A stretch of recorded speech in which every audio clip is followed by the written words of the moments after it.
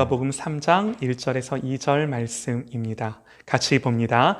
디베rio 황제가 통치한 지 15해 곧 본디오 빌라도가 유대의 총독으로 헤롯이 갈릴리의 분봉왕으로 그 동생 빌립이 이두레와 드라고니 지방의 분봉왕으로 루사니아가 아빌레네의 분봉왕으로 안나스와 가야바가 대제사장으로 있을 때에 하나님의 말씀이 빈들에서 사가랴의 아들 요한에게 임한지라.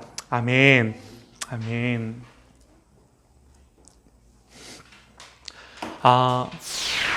저를 보시죠. 네, 우리 어린이들도 우리 아빠 눈을 똑바로. 벌써 우리 성탄절이 다가옵니다.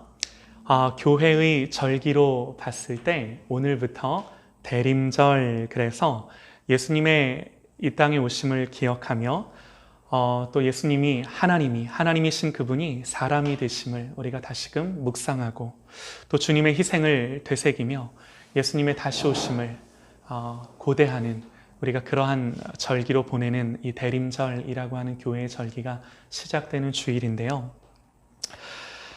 주님이 2000년 전 우리 어떻게 이 땅에 오셨는가 우리가 묵상하고 생각할 때에 사실 우리의 입장에서는요, 더할 것도 없고 보탤 것도 없습니다.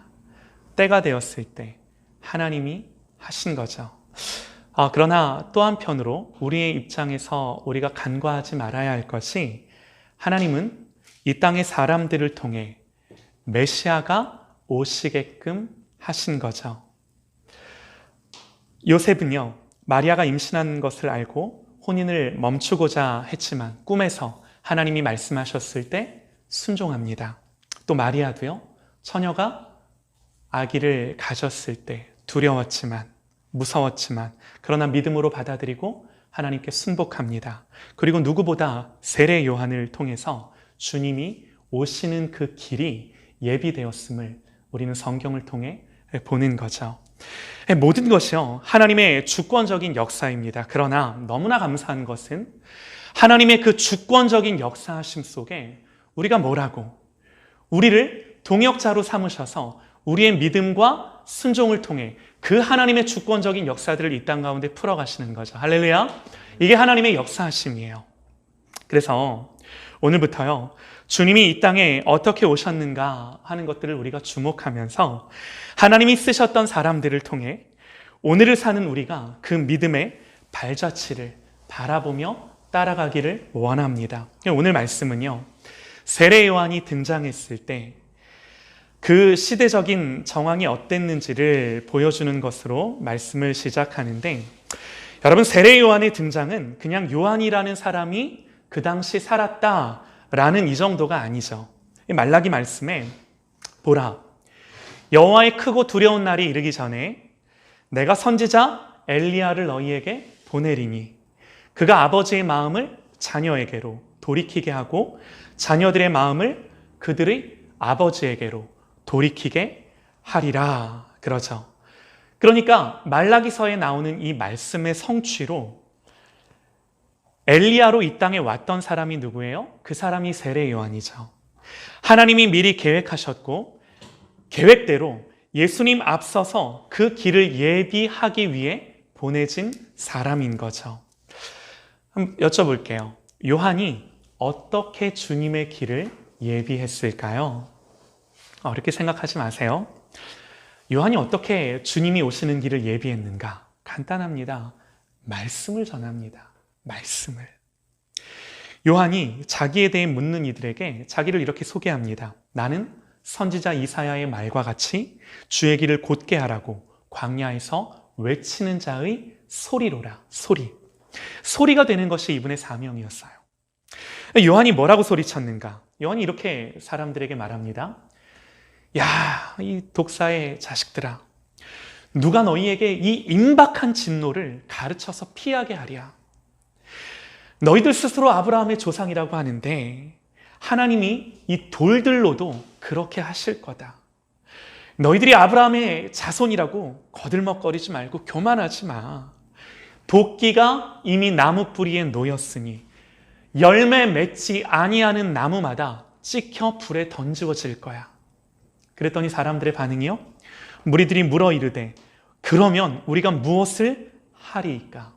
세리들도 선생이여 우리가 무엇을 해야 하리이까? 심지어 군인들도 그러면 우리가 어떻게 해야 하겠습니까? 라고 물어오는 거죠. 여러분, 그때 세례 요한이 이들을 향하여 했던 말이 뭔지 아세요? 이렇게 말합니다. 요한이 모든 사람에게 대답하여 이르되 나는 물로 너희에게 세례를 베풀거니와 나보다 능력이 많으신 이가 오시나니 나는 그의 신발끈을 풀기도 감당하지 못하겠노라. 그는 성령과 불로 너희에게 세례를 베푸시리라. 여러분, 이게 어떻게 해야 됩니까? 라고 물어오는 그들을 향하여 요한이 외쳤던 메시지예요. 한마디로 누가 오셔요? 예수님이, 메시아가 오실 것에 대해 세례 요한이 증거한 거죠. 세상의 유일한 소망, 오실 메시아, 이 소식이 그들을 살게 하고 예수님이 오신다라는 이 소식이 그들로 하여금 회개케 하고 세례받게 하고 메시아가 오실 거다라는 그 소식이 그들의 마음을 겸비케 하여 어떻게 하는 거예요? 돌이키는 거예요. 누구에게로? 하나님에게로. 하나님 없이 살던 그들이 곧 예수님이 이 땅에 오실 거다라고 하는 그 말씀을 듣고 돌이키는 겁니다. 하나님을 향하여. 여러분, 이게 요한의 준비였어요.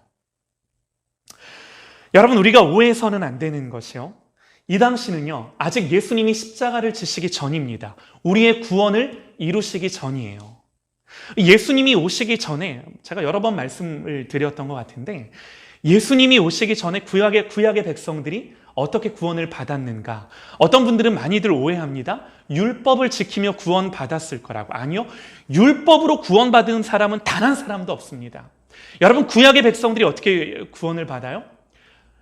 오실 예수님을 믿음으로 말미암아, 그 오실 예수님을 바라봄으로, 겸비함으로, 하나님을 향함으로 말미암아. 여러분, 구약의 백성들도 오실 메시아를 믿고 바라보며 구원받은 거예요. 우리는 어떤 예수님? 이미 오신 예수님을 믿고 구원받는 거죠. 여러분, 구원의 본질은요 똑같습니다. 똑같습니다. 세례 요한이 소리쳐 외쳤던 것이요 다름 아닌 복음이었어요. 오실 예수님을 바라봐야 돼. 이 복음을 듣게 해서요 구원의 소망을 갖게 하고 하나님의 백성으로 겸비케 하여 메시아를 기다리게끔 하는 거죠. 우리가 요한이 등장했던 이 시대적인 배경을 좀 알 필요가 있는데요, 세례 요한이 언제 태어났는가? 오늘 본문은요 요한의 등장과 함께 이 시대적인 배경을 우리에게 가르쳐 줍니다. 한 번 더 읽어드릴게요. 로마의 황제인 디베료가 통치한 지 15해, 본디오 빌라도가 유다의 총독으로 있고, 헤롯이 갈릴리의 분봉왕으로 있고, 동생 빌립은 이두레와 드라고니 지방의 분봉왕으로, 또 루사니아가 아빌레네의 분봉왕으로, 그리고 안나스와 가야바가 대제사장으로 있을 때에, 그렇게 오늘 성경은 배경을 말씀하죠. 여러분, 그런데 중요한 건 뭐예요? 그럴 때에 하나님의 말씀이 요한에게 임했다. 오늘 성경은 이 말씀을 가르쳐 주고 싶은 거죠. 사람이 보기에는요 누가 권력을 쥐고 있고, 사람이 보기에는 권력자들에 의해 세상이 좌지우지 되는 것 같아 보여도 결국 하나님이 이 말씀을 통해 우리에게 전하고자 하는 게 뭔가?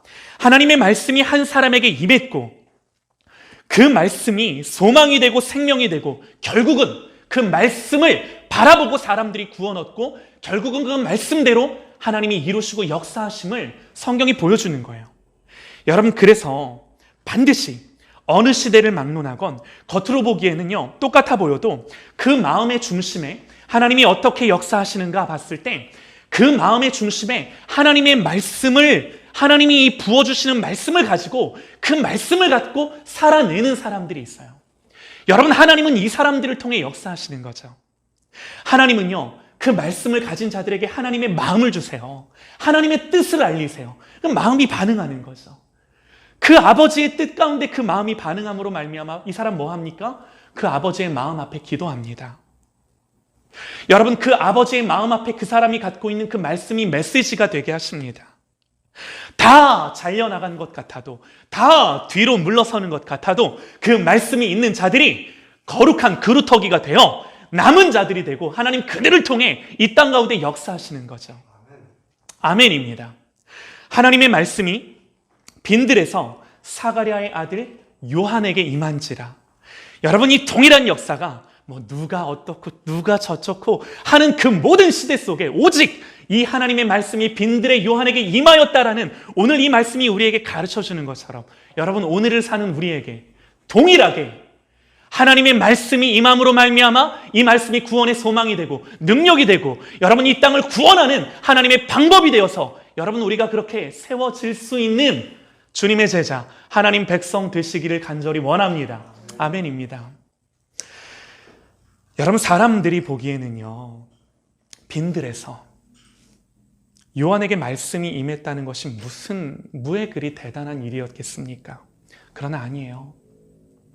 로마의 황제가 누구고, 총독이 누구고, 대제사장들이 누구고, 역사의 주관자이신 하나님께서는요, 그런 것들은 전혀 중요하지 않습니다. 빈들일지언정 하나님의 말씀이 임한 그 사람을 통해 하나님의 뜻이 이루는 줄 믿습니다. 오히려 그래서요, 우리의 심령이 빈들에 있어야 돼요. 우리의 영이 있는 곳이 광야여야 해요. 왜? 다른 거에 집중하고 신경 쓰는 것이 아니라 그 빈들에서, 그 광야와 같은 곳에서 오직 누구만을, 하나님만을 집중하며 하나님만을 바라보는 그 심령의 상태, 그 심령의 환경, 여러분 이것이 우리의 상황과 환경이 되기를 소망합니다. 어찌 보면요, 세상의 소리가 들리지 않는 곳, 주님께만 집중할 수 있는 곳, 외롭고 처량할 수 있겠죠. 내가 뭐 하는 건가 싶을 때가 있겠죠. 저에게 굳이 예를 든다면요, 저는 이 말씀을 통해 그렇게 묵상이 돼요. 바쁜 사역들이 그치고 만날 수 있는 사람들도 제한되고 열심히 사역하고 일할 수 있는 것들이 많이 줄어들어도 여러분, 오히려 저에게 주시는 하나님의 감동은 이것들이 광야가 되고 빈들이 되어 더 하나님만을 집중하고 바라봄으로 말미암아 그 하나님의 말씀이 충만하게 차곡차곡 쌓여가는 그 시즌을 보내는 거죠. 사랑하는 여러분, 우리가 외롭고 처량하고 힘든 그 빈들의 한복판, 광야의 한복판을 지나갈 때 여러분, 우리의 영성이, 우리의 믿음이 이와 같기를 소망합니다. 뒤로 물러서는 게 아니죠. 여러분, 오늘 본문의 배경을 보면요, 지금 우리가 살고 있는 이 시대와는 비교할 수 없을 만큼 암울하고 지금보다 더 소망을 찾기 어려운 시대였음을 알 수 있습니다. 이스라엘은요, 지금까지 여러 민족에게 짓밟혀서 피폐할 대로 피폐해진 상황인데다가 역사적으로 보면은 아수르, 바벨론, 페르시아, 그리고 예수님 세례요한 당시, 이 당시에는요 로마에게, 다윗과 솔로몬 이후 이스라엘은 전쟁이 끊이지 않았고요, 늘 주변 이방 나라들의 침략과 식민 지배 속에 살아갔던 것들을 우리는 알 수 있는데, 보세요. 정치적으로는 디베리오, 이 로마의 티베리우스 황제가 통치하고 빌라도가 유대 총독으로 있고, 이방인인, 여러분 헤롯은요 유대인이 아니에요. 이방인인 헤롯이 유대를 다스리는 분봉 왕으로, 사회적으로는요 방향과 생각을 달리하는 여러 유대 분파들이 갈려 있었고, 종교적으로는 할 말이 없죠. 예수님이 오셨을 때 가장 책망받던 부류가 여러분 저 같은 목회자들이었고 제사장들이었고, 영적으로 이렇게 침울하고 암울하고 타락한 그 시대의 한복판이었어요. 그 암울한 시대 속에 여러분, 성경이 결정적으로 하고자 하는 말씀이 뭐라고요? 하나님의 말씀이 누구에게 임했는가? 하나님의 말씀이 누구를 붙들고 있는가? 누가 복음을 전함으로 그 암울한 시대 속에 소망을 전할 것인가?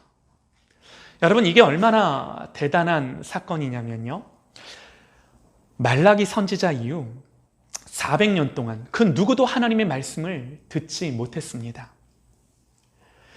구약 성경이 말라기서로 끝나잖아요. 거기서 말씀이 멈춰요. 말씀이. 그리고 400년 넘게 단 한 번도 그랬던 적이 없는데, 말라기서에서 구약이 끝나고 400년 넘게 하나님의 말씀이 그칩니다.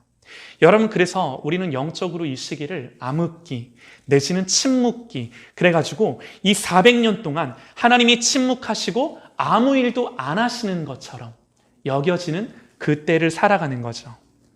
그런데 세례 요한이 이 모든 긴 침묵을 끝내고 하나님의 말씀이 임했다라는 기록과 함께 신약이 시작되는 거예요. 여러분, 우리가 신앙생활을 하다가 언제 넘어지는가? 힘들면 넘어지는가? 아니요. 보통 우리가 힘들면 넘어진다라고 생각을 하지만 여러분, 그보다 더 본질적인 게 뭐냐? 힘들어서 넘어지는 게 아니라 은혜가 없어서 넘어지는 거예요. 은혜가 없어서. 고난이, 환경이 우리를 무너뜨릴 수 있을 것 같지만 여러분, 고난이, 환경이 우리를 무너뜨리는 것이 아니라 하나님의 백성이 언제 무너지는가? 하나님의 말씀이 없을 때, 은혜가 없을 때 우리는 작은 고난에라도 넘어지는 거예요. 큰 고난이 아니라. 여러분, 이게 본질인 거죠. 여러분, 그 당시 이스라엘의 고통은요, 정치적인, 사회적인 고통이 이게 다가 아니라 그야말로 하나님의 말씀이 멈추어진 시즌을 살아가며 말씀이 없는 시대를 살아갔던 이것이 가장 그 시절의 큰 고통이요, 아픔이었던 거죠. 아모스 말씀에요. 여호와의 말씀이니라 보라 날이 이를지라 내가 기근을 땅에 보내리니 양식이 없어 주림이 아니요 물이 없어 가람이 아니요 여호와의 말씀을 듣지 못한 기갈이라. 하나님의 말씀을 듣지 못해 그 심령이 공허하고 황폐하고 어디서도 안식이 없는 그 심령의 상태가 기갈임, 영적인 기갈임을 성경이 말씀합니다. 여러분, 이 시대적인 상황 속에서 하나님이 일하시는 방법이 뭐예요? 다시금 말씀을 주시는 거예요. 말씀이 임하면 돌파되는 역사들이 일어나고 말씀이 임하면 다시금 구원의 소망으로 돌이키는 역사들이 일어나는 거죠. 여러분, 문제는 뭐예요? 말씀이 안 와요. 교회를 다녀도 냉랭하고 답답하고 때로는 기도를 해도 하나님이 침묵하시는 것 같고. 여러분, 그런데 우리가 오늘 말씀 가운데 놓치지 말아야 되는 것이 이런 겁니다. 세례 요한에게 말씀이 임한 것은 어느 날 갑자기 된 것이 아니다라는 겁니다. 어느 날 갑자기 세례 요한에게 말씀이 임한 게 아니에요. 우리가 다시 2절 말씀을 보면 하나님의 말씀이 빈들에서 누구의 아들? 사가랴의 아들 요한에게 임한지라 그럽니다. 성경은요, 요한의 아버지가 사가랴임을 밝힙니다. 잘 들어보시죠. 누가복음은요, 세례 요한의 출생을 자세하게 기록을 하는데요, 누가복음 1장이 전부 요한이 어떻게 태어났는지에 대한 기록이에요. 요한의 아버지는 사가랴, 어머니는 엘리사벳이죠. 누가복음 1장 5절과 6절을 보면요, 요한의 부모님에 대해 성경이 이렇게 기록을 합니다. 유대 왕 헤롯 때에 아비야 반열에 제사장 한 사람이 있으니 이름은 사가랴요 그의 아내는 아론의 자손이니 이름은 엘리사벳이라. 이 두 사람이 하나님 앞에 의인이니 주의 모든 계명과 규례대로 흠이 없이 행하더라. 여러분, 사가랴와 엘리사벳에 대해 성경이 평가하기를 이 두 사람이 하나님 앞에 의인이니 주의 모든 계명과 규례대로 흠이 없이 행하였더라. 사랑하는 여러분, 그런데 보세요. 지금 상황이 어떤 상황이라고요? 서두에도 말씀드렸듯이 정치적으로는 로마의 식민지요, 사회적으로는 여러 분파들이 나뉘어 서로 자기의 기득권을 주장하고 세력 다툼을 하고 있고, 영적으로는요, 대제사장, 바리새인들, 서기관들 전부 다 타락하고 무너지고 예수님이 오셨을 때 회칠한 무덤이다 책망받는 그들이 이 영적으로 있던 이 시대이니 여러분, 얼마나 암울하고 소망이 없고 무너지며 공허한 시대였겠습니까? 많은 사람들의 마음에 하나님의 통치와 주권, 하나님의 말씀이 없는 거예요. 하나님의 통치와 주권이 없다라고 밖에는 느껴지지 않는 시대. 하나님 믿어서 뭐 하나? 왜 하나님 아무것도 안 하시나? 이런 질문을 안 할래야 안 할 수 없는 시대였다라고요. 그런데 유독 성경이 뭐라고 기록을 합니까? 이 두 사람만 계명과 규례를 지키는 사람으로 성경이 묘사하는 거죠. 여러분, 물어볼게요. 여쭤볼게요. 이렇게 하는 게 쉽겠습니까? 내 주변의 모든 사람들이 다 타협하고 뒤로 물러서고 마음을 지키고 생각을 지키며 살아가지 않는 이 시대에 나만 홀로 하나님의 말씀 앞에 깨어 그 모든 규례와 율례대로 흠이 없이 하나님 앞에 그것들을 꿋꿋이 믿음과 신앙의 자리를 지켜내며 예배하며 그 예배의 자리를 지켜내며 살아가는 것이 쉬운 일이었겠습니까? 그렇지 않아요. 그렇지 않은 거예요. 나 홀로 내지는 어떤 공동체 한 곳이 그 시대를 거스르며 버텨낸다라는 것이 여러분 결코 쉬운 일이 아닌 거예요. 하나님 앞에 온전히 믿음을 지키고 그리스도인으로서 버텨내는 길이 쉬운 일이 아닌 거죠. 400년을 침묵하시는 하나님을 붙들고 버텨내는 일이 여러분 결코 쉬운 일이 아닌 겁니다. 400년이 뭡니까? 여러분 1년만 코로나가 흔들어도요 믿음이 식어지고 교회의 공동체성이 흔들리고 신앙이 게을러지기 쉽고, 여러분 1년만 코로나로 흔들려도 한국교회가 많이 들썩들썩이며 위기이다, 또 실제로 문을 닫는 교회들도 너무나 많이 이 시대 가운데 있는 것들을 우리가 보는 거죠. 여러분, 그러니 이 시대가 결코 만만한 시대가 아니라는 겁니다. 그리고 사가랴와 엘리사벳 부부에게는요, 실제적인 이 개인의 삶의 문제도 있었습니다. 그렇게 하나님 앞에 의인이고 계명과 규례를 지켰는데 이들 부부가 나이가 들도록 뭐가 없었어요? 자녀가 없었어요. 자녀가. 여러분, 그 당시 이스라엘의 보편적인 이해는 자녀는 여호와의 상급입니다. 하나님이 복 주시는 기준이에요. 의인이고 말씀을 지켜내는 사람인데 하나님의 자녀가 없다? 여러분, 그럼 주변에서 무슨 소리를 해댈지는 뻔하죠. 야, 네가 의인이라며, 네가 말씀대로 여호와의 규례와 율법을 다 지킨다며, 그런데 너 왜 하나님이 너에게 복 주시지 않아? 여러분, 그렇게 버텨내는 것도 한두 해죠. 벌써 나이가 들어 자녀를 가질 수 없는 나이가 될 때까지 해결이 안 되고 고민과 아픔 속에 이 마음을, 생각을 지키며 하나님 앞에 살아낸다라고 하는 것이 결코 이들 부부에게 쉬운 일이 아니었다라는 거예요. 그래서 하나님을 향한 이 믿음의 싸움이 만만하지가 않은 거예요. 여러분, 그런데 어떻게 합니까? 이들 부부가 버텨냅니다. 지켜냅니다. 그리고 하나님의 때가 되었을 때 이 가정을 통해, 이 부부를 통해 하나님이 누구를 이 땅에 엘리야로 보내시겠다라고 약속한 그 약속의 자녀 요한을 이 가정을 통해 하나님 보내시는 거죠. 여러분, 이것이 누가복음 1장에 기록하는 요한의 출생이에요. 그러니까 우리가 이 말씀을 통해 뭘 발견할 수 있냐면, 요한이 그냥 어느 날 갑자기 말씀이 임한 것이 아니다라는 거예요. 누군가가 싸우고 누군가가 버티고 견디며 열매가 없는 때를 믿음으로 힘겹게 보냈던 때가 있음을 성경은 우리에게 가르쳐주는 거죠. 가르쳐주는 거죠. 사랑하는 여러분, 우리가 인생을 살다 보면요, 하나님의 때에 말씀이 부어지고 성령의 역사가 일어나고 하나님이 영적인 부흥을 일으키실 때가 있습니다. 반드시 그럴 때가 옵니다. 이 400년의 침묵을 깨고 말씀이 요한에게 임했던 것처럼 반드시 하나님의 말씀이 부어지고 추수의 때가 오는 거죠. 말씀이 증거될 때 사람들이 돌이키고 우리가 어찌해야 됩니까? 라고 그 가슴을 치며 회개하는 때를, 그 추수의 때를 하나님 반드시 마지막 때에 주실 줄 믿습니다. 마지막 때에 주실 줄 믿습니다. 여러분, 중요한 것은요, 누가 쓰임 받는가 라고 하는 것들을 우리가 하나님의 말씀을 통해 보는데, 누가 하나님의 말씀을 받는가, 누가 준비된 사람이 되어서 그 말씀을 가지고, 하나님의 마음을 가지고 싸워낼 것인가. 하나님의 사람은요, 그 준비된 사람이 세워지기까지, 여러분, 또 그들이 세워질 수 있도록 누군가는 기도와 눈물과 이 고통 가운데 끝까지 싸워내는 과정들을 통해 하나님 만들어내신다라는 거예요. 이 믿음과 순종을 통해 하나님은 만들어내신다라는 거예요. 여러분, 이건요, 개인의 삶도 마찬가지입니다. 하나님의 때에 반드시 나를 통해 역사하시는데 준비되기까지 오늘 나의 삶에, 오늘 나의 인생의 시즌에, 나의 인생의 계절에 사가랴와 엘리사벳의 그 시즌이 있어야 함을 오늘 하나님의 말씀이 우리에게 가르쳐주는 거죠.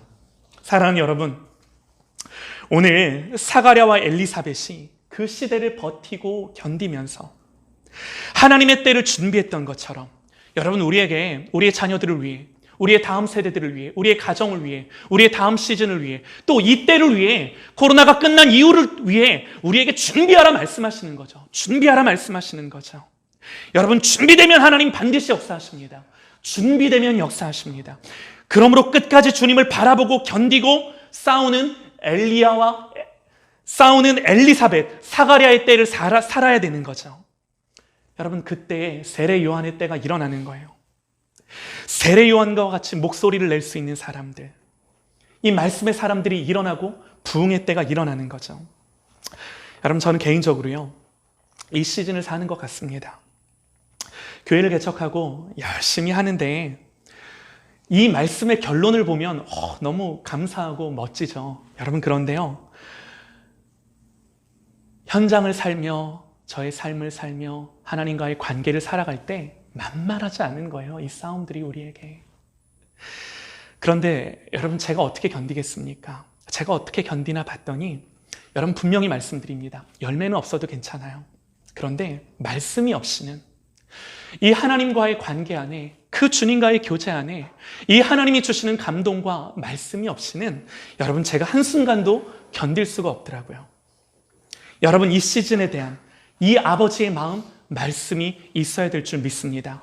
여러분, 그래서 열매가 없어도 끝까지 주님을 바라보며 견디며 싸우는 이 사가랴와 엘리사벳의 때를 믿음으로 싸우는 저와 여러분이 되시기를 간절히 소망합니다.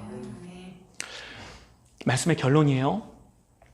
제가 말씀드린 이 성경의 내용이 예수님이 이 땅에 오시는 과정이었어요. 이 과정을 통해 주님이 2000년 전 이 땅에 오신 거예요. 그러면 여러분들, 한 번 더 여쭤볼게요. 예수님의 다시 오심은 어떻겠습니까? 주님이 이 땅에 다시 오실 거라 약속하셨는데 주님이 이 땅에 다시 오심은 어떻겠습니까? 주님의 다시 오심도 동일합니다. 동일합니다.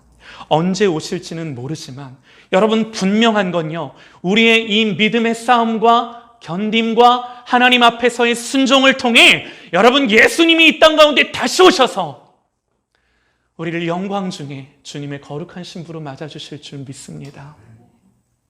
사랑하는 여러분, 누가 사가랴와 엘리사벳의 마음으로 이 땅을 사시겠습니까?